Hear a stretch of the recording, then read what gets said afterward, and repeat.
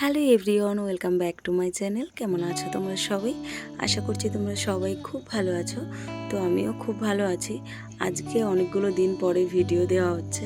আমিও বুঝতে পারি আমি সময় মতো ভিডিও দিতে পারি না, সময়ের অভাবে। তার কারণ জানো, আমার ছোট্ট একটা মেয়ে আছে, আর আমরা এখানে থাকি, আমার মেয়েকে রাখার মতো কেউ নেই, আমি আর আমার হাজব্যান্ড। তো হাজব্যান্ড তো নিজের কাজে ব্যস্ত থাকে, আর যখন আমি পুরোটা দিন ফ্রি পাই ওকে ঘুম পাড়িয়ে, তো ততটা দিন আমি সংসারের বাকি কাজগুলো করি। তো কি হয় বলো তো, আমি ভিডিওগুলো তো ঠিক করি, কিন্তু আমি এডিটিং করে ছাড়ার সময় পাই না। আর সারাদিন যখন কাজ করে রাত্রেবেলায় আসি, তখনও প্রচণ্ড শরীরটা ক্লান্ত হয়ে পড়ে, আর তখন মনে হয় না যে এডিট করি। তো যাই হোক, এবার থেকে আমি চেষ্টা করব একটুখানি সময় বের করে রোজ ভিডিও দেওয়ার, আর মেয়ে ঘুমিয়ে গেলে চেষ্টা করব। তো যাই হোক, তো চলো আজকের ভিডিওটা শুরু করা যাক। তো তোমরা তো জানোই আমি বাড়িতে গেছিলাম, তো সেই বাড়ির ভিডিওগুলোই দেওয়া হচ্ছে। তো বাবা সকালবেলা কি হয়েছে, চিংড়ি মাছ নিয়ে এসে, তো আমাদের ওখানে চিংড়ি মাছ খুবই কম পাওয়া যায়, আর পাওয়া গেলেও না ফ্রোজেন পাওয়া যায়। তো বাবা নিয়ে এসছে, দেখো পুরো একদম জ্যান্ত। তো মা দেখো জলের ভেতরে ভিজিয়ে রেখেছে, তার কারণ একতা শ্রীজা একটু খেলা করবে, আমার দুই মাম্মা। তো বাবা একটু উঠিয়ে দেখাচ্ছে। তো অনেক মানে একটু ছোট সাইজের হলেও চিংড়ি মাছগুলো কিন্তু খুবই টেস্টি ছিল। মা যখন রান্না করেছিল না, খুব ভালো লেগেছিল। আর তোমরা দেখবে যে চিংড়ি মাছগুলো বড় হয়, তো সেগুলো সেরকম একটা ভালো লাগে না, মানে একদমও ছোট না আর একদমও বড় না, এই মিডিয়াম সাইজের চিংড়ি মাছগুলো বেশি ভালো লাগে। তো বাবা অনেকগুলো নিয়ে এসেছিলো, তো জলের ভেতরে রেখেছিল। তো একটা দুটো একটু মরে গেছে, আর নাহলে সবগুলোই পুরো একদম জ্যান্ত ছিল। তো দিদি একটু ধরে দেখাচ্ছে। তো দেখো তোমরা চিংড়ি মাছগুলো দেখেই বুঝতে পারছো কীরকম সাইজ। তো যাই হোক, আর এদিকে চলে এসেছে সৃজা। আর তোমরা হয়তো দেখে ভাবছো যে সৃজা ইনার পরে আছে, কারণ এই ভিডিওটা না অনেক দিন আগের, তো তখন হালকা হালকা একটু ঠান্ডা ছিল, তো সেই জন্য ইনার পরে আছে। আর এখানে দেখো আমার একটা মাম্মা ওর বুনুকে দিচ্ছে যে বুনু তুই একটু ধর। তো সৃজা তো খুব ভয় পাচ্ছে, কারণ ও প্রথমবার দেখছে। আর আমি আগে সৃজা যখন ছোট ছিল তখন একবার রান্না করেছিলাম, তো তখনও তো খেতে পারতো না, আর তখন বুঝতেও পারতো না। আর এই যে বাবা নিয়ে এসছে, তো এবার বাড়িতে এসে খুব মজা করছে। আগে এক দুবার যখন এসছে তখন অনেকটা ছোট ছিল, তখন অতটা বুঝতো না, আর এখন এসে একদম দৌড়ানো শিখে গেছে, হাঁটা শিখে গেছে। তো খুব মজা করছে। তো একটু ধরতে ভয়ও পাচ্ছে, আবার ওর মজাও লাগছে। আর দু বোনও দেখো খুব খেলা করছে।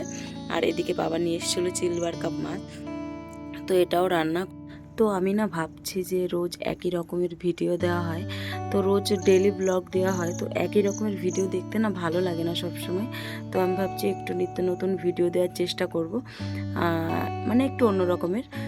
একই ডেলি ব্লগ রোজ দেব না, আর এমন না যে ব্লগ ভিডিও দেব না, ব্লগ ভিডিওগুলো দেবো, তার ভেতরে একটু অন্যরকম ভিডিও দেওয়ার চেষ্টা করব। তো এদিকে দেখো আমার একটা মামা মাছটাকে কেমন ধরে রেখেছে, মাছটা খুব লাফাচ্ছিল। তো সিলভার কাপ মাছটাও বেশ বড় সাইজের ছিল। তো মা আজকে দুটোই রান্না করবে, হয়তো চিংড়ি মাছের মালাইকারি করবে, আর সিলভার কাপটা দিয়ে একটু ঝোল করবে। তো দুটোই টাটকা মাছ ছিল, তো মা এখন কাটবে। তো চলো মা এদিকে মাছটা কেটে নিক।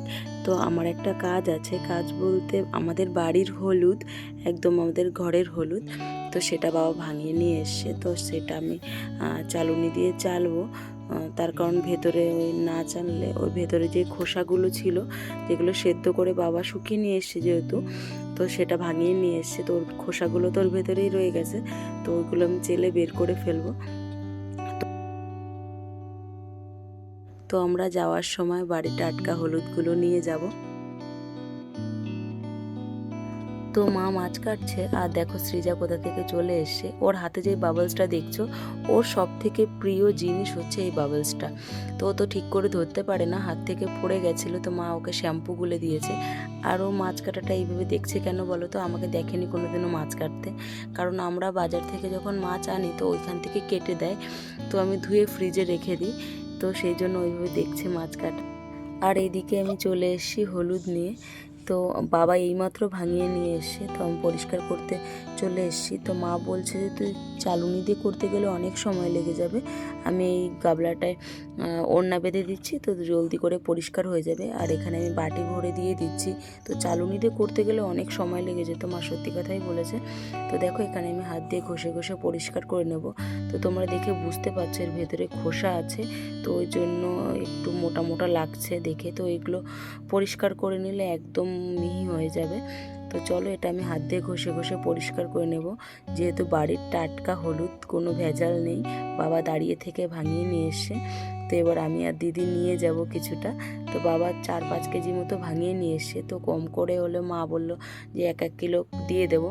তো আমি আরও বেশি, মা দিয়ে দিত, আরও ঘরে আছে শুকনো হলুদ, সেগুলো ভাঙাতে হবে, কিন্তু এত আমি নিয়ে যাব কি করে। আর যাওয়ার সময় যে মা নাড়ু বানিয়ে দেয় আরও ঘরের সবজি বাজার থেকে টাটকা বাবা সবজি কিনে দিয়ে দেয়। তার কারণ আমাদের এইখানে বাঙালি যে সবজি, পটল, পুঁই শাক, আমরা এগুলো তো পাওয়া যায় না। তো যাওয়ার সময় বাবা অনেক সবজি দিয়ে দেয়।